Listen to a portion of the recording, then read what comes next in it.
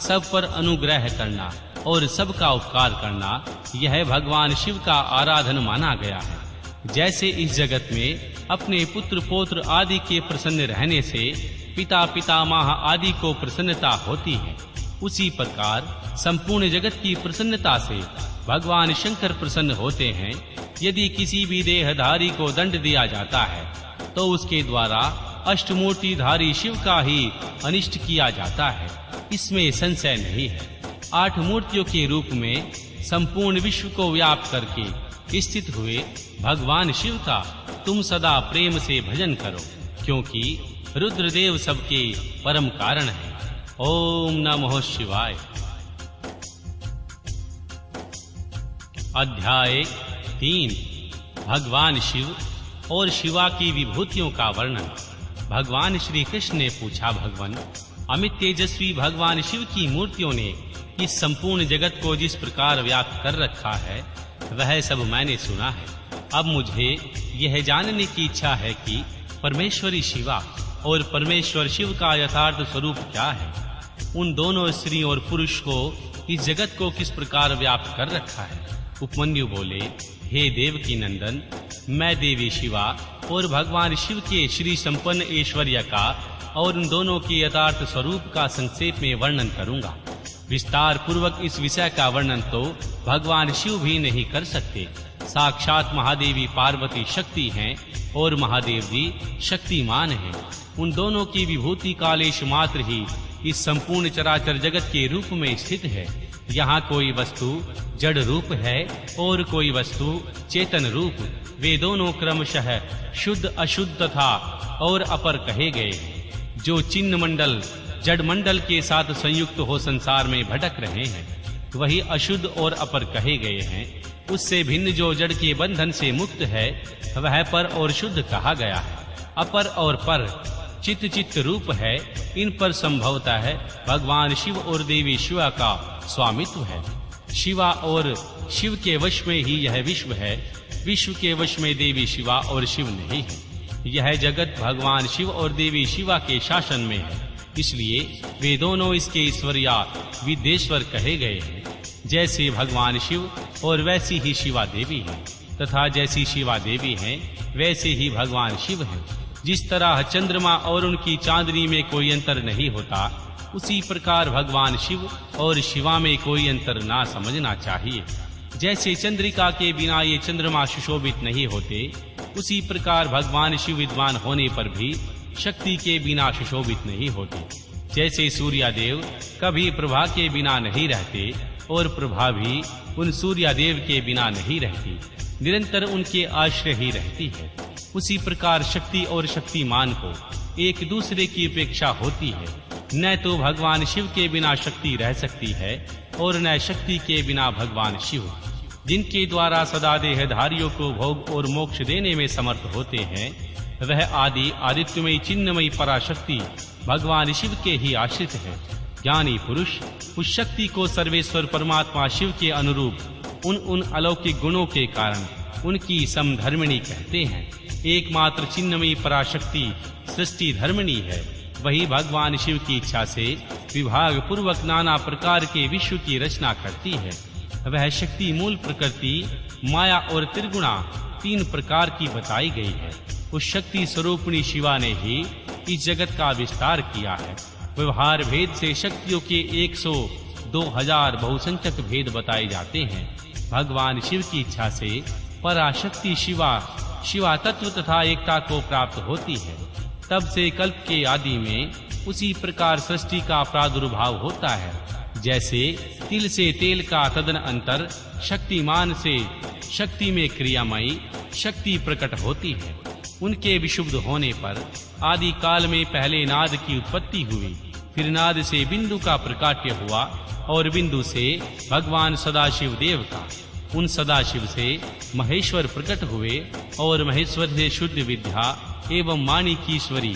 इस प्रकार त्रिशूलधारी महेश्वर से वागीश्वरी नामक शक्ति का प्रादुर्भाव हुआ, जो वर्णों के रूप में विस्तार को प्राप्त होता है और मात्र कहलाती है। तदन अंतर अनंत के समावेश से माया ने काल, नियति, कला और विद्या की सृष्टि की। कला से राहु तथा पुरुष हुए, फिर माया से ही त्रिगुणात्मिकता अव्यक्त प्रकृति हुई। उस त्रिगुणात्मक अव्यक्त से तीनों गुण पृथक पृथक प्रकट हुए। उनके नाम है सत्व, रज और तम। इनमें यह संपूर्ण जगत व्याप्त है। गुणों में क्षोभ होने पर उनसे गुणेश नामक तीन मूर्तियां प्रकट हुई। साथ ही महत आदि तत्वों का क्रमशः प्रादुर्भाव हुआ। उन्हीं से भगवान शिव की आज्ञा के अनुसार असंख्य अंड पिंड प्रकट होते हैं, जो अनंत आदि विद्वेश्वर चक्रवर्तियों से अधिष्ठित हैं। श्री अंतर के भेदभाव से शक्ति के बहुत से भेद कहे गए हैं। स्थूल और सूक्ष्म के भेद से उनके अनेक रूप जानने चाहिए। रुद्र की शक्ति रौद्री, विष्णु की वैष्णवी, श्री ब्रह्मा की श्री ब्रह्माणी और इंद्र की इंद्राणी कहलाती है।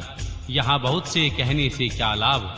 जिसे विश्व कहा गया है उसी प्रकार शाक्य आत्मा से व्याप्त है, जैसे शरीर आत्मा से। अतः संपूर्ण स्थावर जगम जगत शक्तिमय है। यह पराशक्ति परमात्मा शिव की कला है।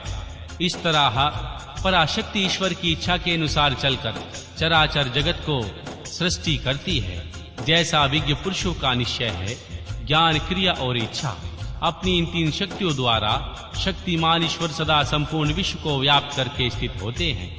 इस प्रकार हो और इस प्रकार न हो, इस तरह का कार्यों नियम वाली जो महेश्वर की इच्छा शक्ति नित्य है, उनकी जो ज्ञान शक्ति है वह बुद्धि रूप होकर कार्य के कारण और कारक प्रयोजन का ठीक ठीक निश्चय करती है। तथा भगवान शिव की जो क्रिया शक्ति है वह संकल्प रूपिणी होकर उनकी इच्छा और निश्चय के अनुसार कार्य रूप संपन्न करती है, अक्षण भर में कल्पना कर देती है। इस प्रकार तीनों शक्तियों से जगत का उत्थान होता है।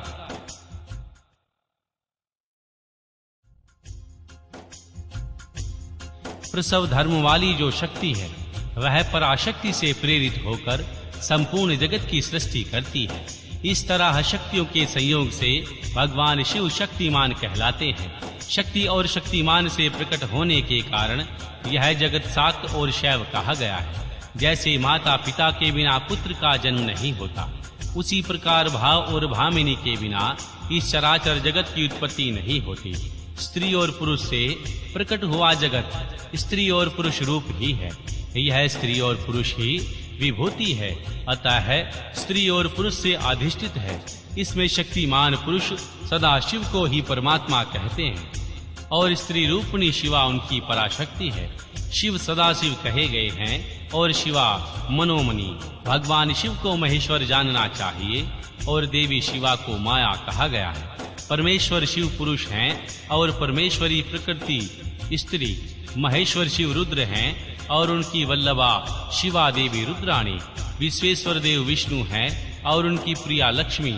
जब सृष्टिकर्ता भगवान शिव ब्रह्मा कहलाते हैं, तब उनकी प्रिया को ब्रह्माणी कहते हैं। भगवान शिव भास्कर हैं और भगवती शिवा प्रभा।